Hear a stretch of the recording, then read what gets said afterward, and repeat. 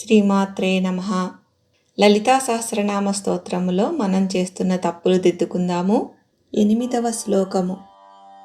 కదంబ మంజరీ క్లుప్త కర్ణపూర మనోహర తాటంకయుగళీభూత తపనోడుపమండల.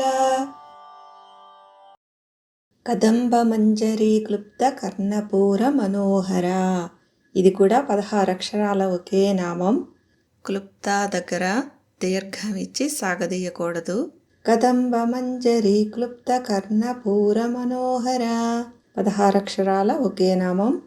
ఈ నామానికి అర్థం ఏమిటంటే కడిమి పువ్వుల గుత్తులతో కూర్చినటువంటి లేదా అలంకరించినటువంటి అందమైన చెవులు కలది అమ్మవారు అని అర్థం.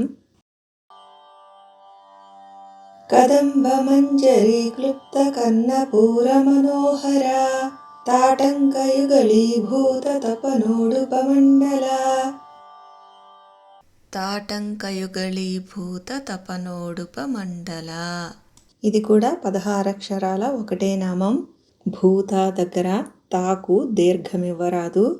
ఈ నామానికి అర్థం ఏమిటంటే సూర్యుడిని చంద్రుడిని అమ్మవారు తన చెవులకు తాటంకములుగా ధరించి ఉన్నది అని అర్థం. ఈ వీడియో ఉపయోగపడింది అని అనుకుంటున్నాను. మళ్ళీ మరొక వీడియోతో. అంతవరకు నమస్కారం.